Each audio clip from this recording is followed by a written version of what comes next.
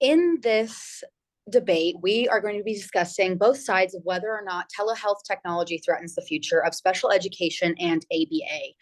There are vast amounts of pros and cons to this topic, and we are not going to have time to cover all of it, but what we will be covering are considered to be the main points and the main concepts of how telehealth can be both beneficial and detrimental to the field as a whole. So we chose an informal style of debate in order to have a more conversational approach to the topic. Due to all of us having experience in the field of ABA and currently working in the field of ABA, we find that having a more conversational style of debate is more comfortable as it's as naturalistic as the interventions we are running. So I will first introduce the group members today.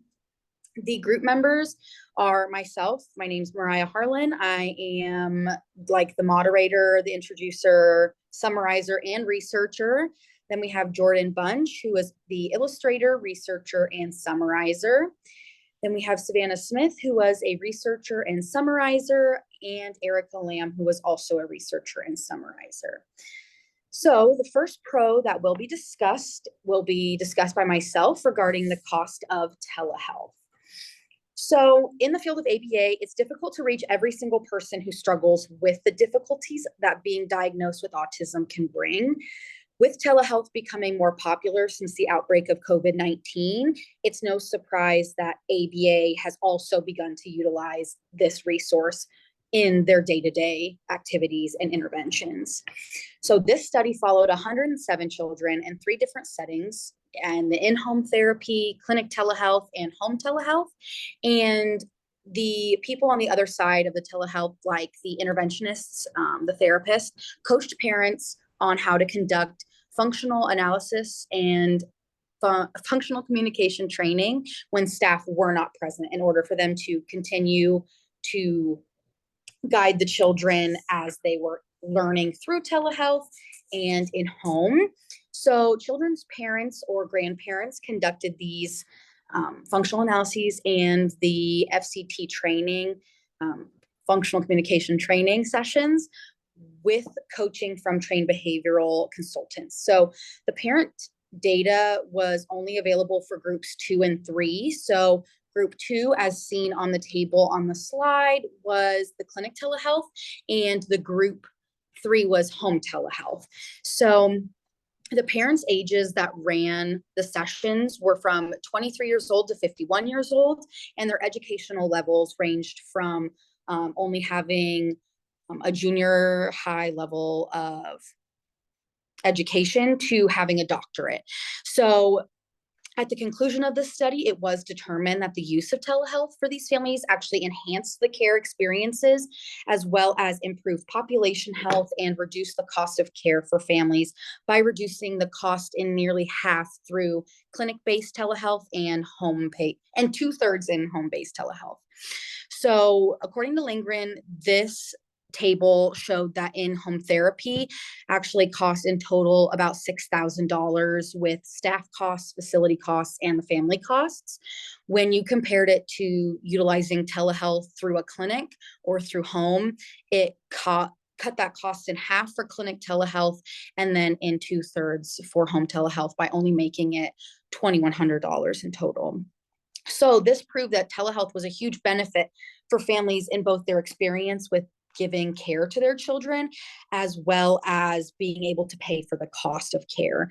So as we are all aware, applied behavior analysis is a widely researched intervention to help autistic individuals, and being able to have easy access to services through telehealth, such as utilizing apps like Google Meet or Zoom, ABA is more readily available for families everywhere, no matter their geographical location. So the next part will be discussed by Jordan. He will discuss the con of telehealth care, which are privacy concerns. Yeah, so just taking a look at some possible cons of telehealth, privacy concerns was one of the main things that came up. This is relatively new for everyone involved. Telehealth expanded during the COVID pandemic, and it does pose some privacy risk to clients. So the quote here from Shakar, Engel, and Elwin, says the risk for privacy intrusions under the pandemic standards, such as Zoom bombing, which is when disruptive, uninvited users force their way into a virtual meeting, needs to be acknowledged. This is problematic, especially whenever you're looking at meeting HIPAA guidelines. So Code 2.03, the BACB Ethics Code, tells BCBAs that we must protect confidential information, and we have to be concerned: can information really be protected under this type of service delivery? As a behavior analyst, it's important to make any effort that we can make to maintain client confidentiality. So whenever we're looking at those different types of things, we want to make sure that we take any reasonable effort that we can make to make that work for our clients. So using this technology as a whole, it can pose a risk, and you want to make sure to safeguard information and to take any precaution necessary to protect confidential client information, to make sure that it doesn't go into unauthorized hands. So that was one of the main things that we took a look at. Next, I'll be discussing the advantages of discrete trial training through telehealth. So discrete trial training or discrete trial teaching has been found to be a successful intervention for skill acquisition in children and adults that have autism spectrum disorder due to its utilization of instructional feedback. And so because of this, there was a study conducted with 6 children who participated in a HIPAA compliant Zoom call where an experimenter conducted DTT through discussing and teaching superhero names. So through baseline, 16 trials were actually conducted in a randomized fashion, with the stimulus being the superheroes was utilized 4 different times with no correction given due to baseline not needing correction given. We're just probing that behavior and that answer. But praise was given as well as reinforcement for complying and attending to what was being introduced to them. All participants responded 100% incorrectly at that time. When intervention was introduced, 16 trials were conducted again in the same randomized fashion, but they had a dyad arrangement. So they had 2 children in each group, with the participants being given praise when they were waiting for their turn, as well as when they answered correctly. So in intervention, all but 1 participant reached mastery criterion by the 7th teaching session. Some reached it by the 3rd, some by the 4th, but at the highest amount of teaching sessions was the 7th. When it came to maintenance, it took place 3, 7, and 9 days after both participants in the dyad reached my mastery criterion, but 1 participant throughout the entire time doing the study maintained a 0% across all sessions and continued to do that through maintenance while the rest maintained a 100%. So this study by Ferguson determined that DTT being worked on through telehealth is beneficial to the majority of children being conducted and taught through this way. The students involved in this study displayed high attending as well as scored high independence minus that 1 participant through their intervention trials. So due to the research showing that the client's tacting skills all increased, this showed that DTT through telehealth was a very great skill and a very good intervention utilized. So in the next one, Savannah will discuss the negative side of conducting DTT through telehealth. So although the study stated previously by Ferguson in 2020 said that discrete trial training was successful through telehealth, there are other factors to take into consideration when determining if it would be appropriate. So as a behavior analyst, we have to try and minimize the conditions that interfere with services, and that can create an ethical concern when going through telehealth. In the article by Ferguson and colleagues, they stated that a limitation in the services delivered via telehealth is that the interventionalist had less control over the environment than when you would provide it in person. And so that leads to the BACB Ethics Code, Code 2.19, addressing conditions interfering with service delivery. That states that behavior analysts actively identify and address environmental conditions that may interfere with or prevent service delivery. So when delivered via telehealth, it can be more difficult to control for the environmental variables that may affect the service. And the goal is to provide effective treatment. And when environmental conditions can't be accounted for, this creates a problem in providing the best treatment. Another factor to consider when delivering discrete trial training through telehealth are the prerequisite skills the clients already have. Since discrete trial training involves, breaking down a behavior into smaller steps, the learner needs to be able to, listen to the cue from the teacher or interventionist and follow through with that behavior.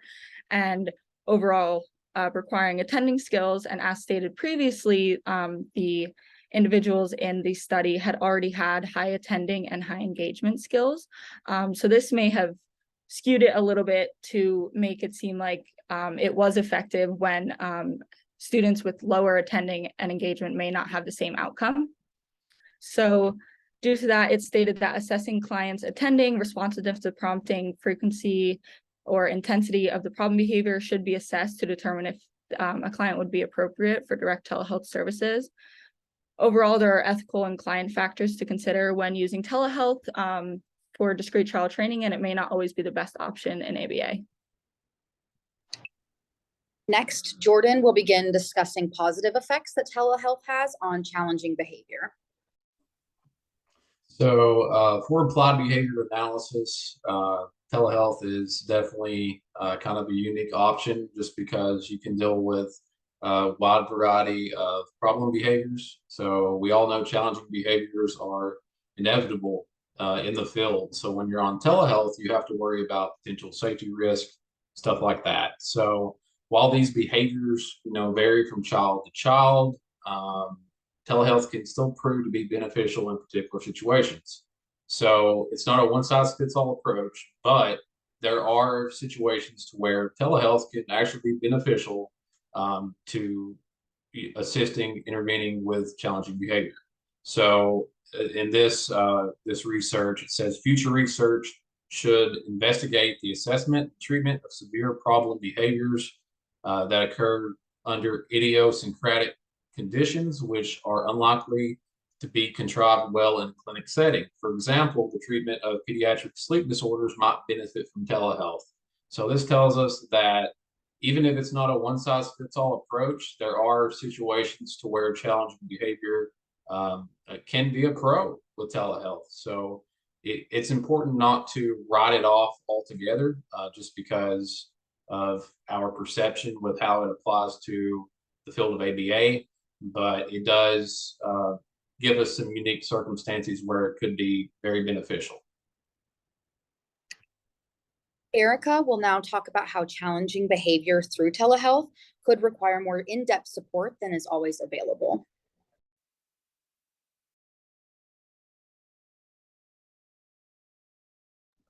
As Jordan described before, it is not a one-size-fits-all program for our kids. Challenging behavior, it can be varied between severity.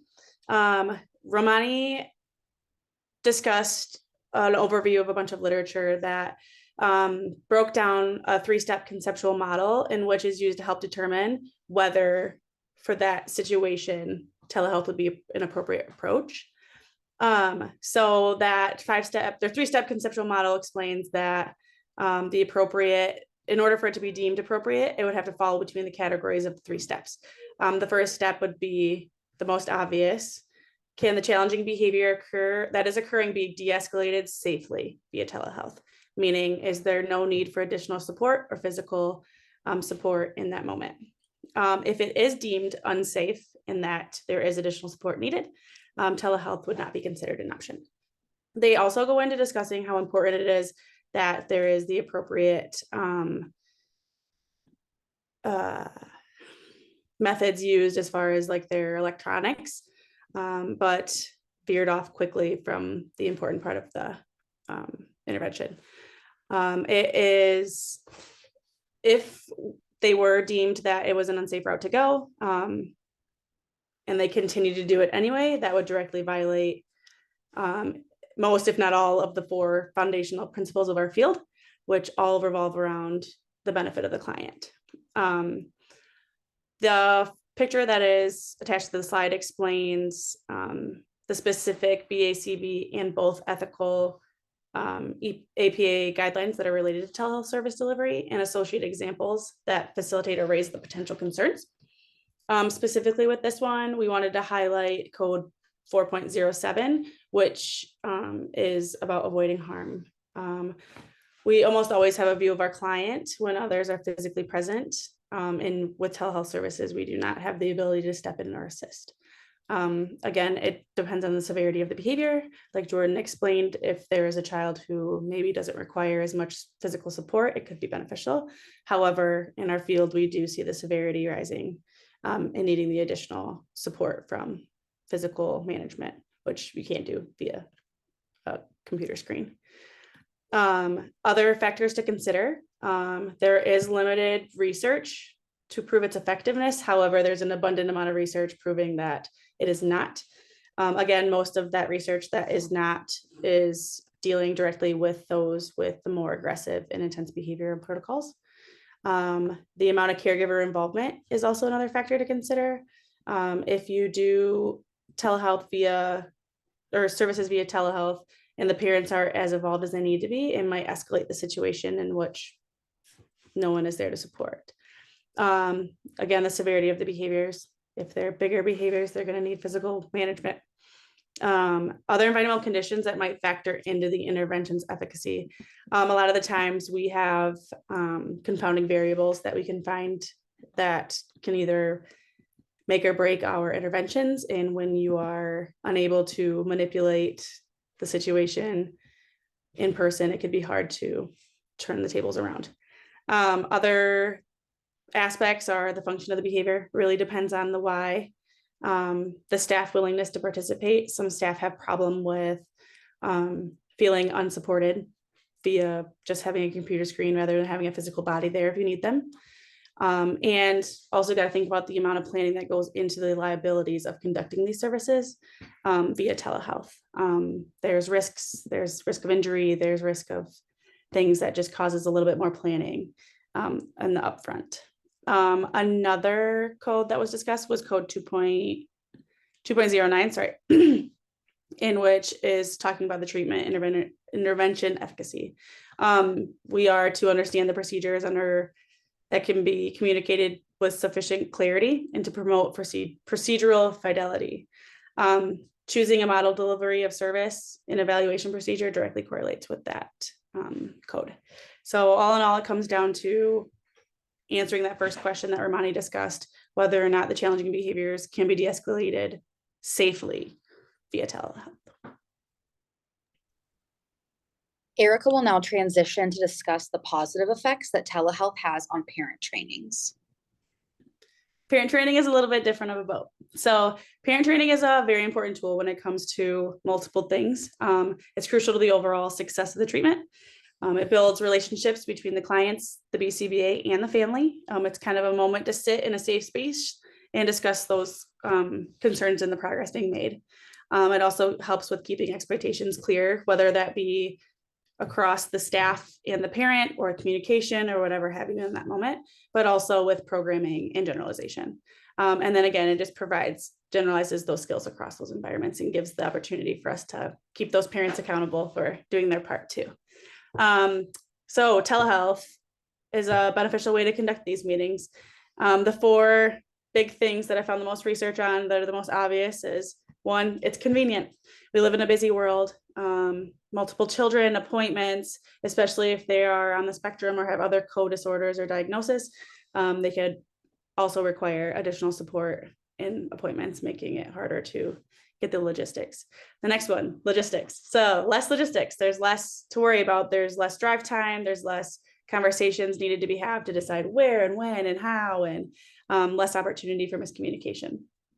The third one being comfortability. So the phone conversation just takes away that added stress of the face-to-face conversation that parents might feel, allowing for a little bit more of an open relationship and an open conversation. It also provides another choice for the parents to make. So when you're like, hey, would you like this to be in person or over telehealth, it allows that parent to safely, confidently choose that choice, which altogether just builds your relationship in the end.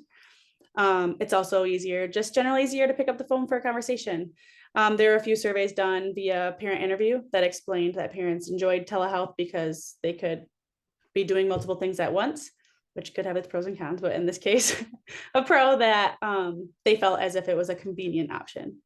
Lastly, the effectiveness. So there is a literature review done by Unholtz and Bowden that discussed 19 different studies, and all of which ended up proving the efficacy of service delivery for telehealth and parent training, which was a lot of research. There's also been a lot of other research done to prove its effectiveness.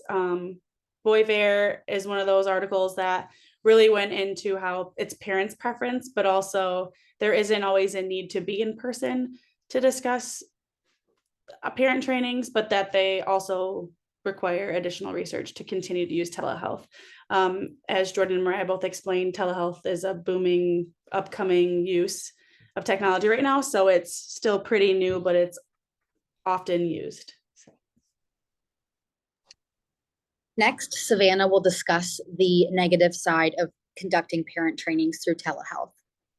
So although parent training can be convenient in some situations, sometimes it may not be beneficial, especially when conducting parent trainings where you're teaching the parent how to do interventions or to do interventions through that telehealth training. So there are some things that you can start to consider, such as education, experience, and background of those that are receiving the parent training. There was an article done by Butane and colleagues in 2020, and they were using parent training to teach self-care skills, and they used a role play phase of the BTS package. And although they found that it was successful, and that parents could teach the self-care skills, the parents' background and experience may have altered this. Within that study, the parents and children had already received services at the center's ABA program that the experimenter supervised at prior to the study. So not only did the parents and children already have experience in ABA therapy, but they also had experience and in a relationship with the experimenter. So that may have also altered the outcome. Another factor to consider are the requirements of the parent training. In the study stated previously, a role play component was utilized, which required another parent to be in the session, but that's not always feasible. So for example, it might be a single parent household or another parent might be working. There are many factors that can contribute to the unavailability of another parent during a telehealth parent training session. Another consideration is the fidelity. So it's suggested that the procedures can influence fidelity, whether that's the number of steps required or how difficult the procedures may be to implement. On the picture on the slide, it shows some of the different components, but some of those include role play, graphing sessions, modeling, prompting, caregiver assessment, and all of those things can contribute to how well parent training may go through. So in the future, telehealth should continue to test the effectiveness of the various components to see if it can really be used through telehealth. Another thing that can affect fidelity are other caregiver factors, which also include educational background, experience, and competing responsibilities. So all of these things can affect how well parent training will turn out. So telehealth may not always be successful because not all parents have the same experience and background in education. So there are many factors that can determine the effectiveness, but there are components to take into consideration that may not always be feasible for ABA.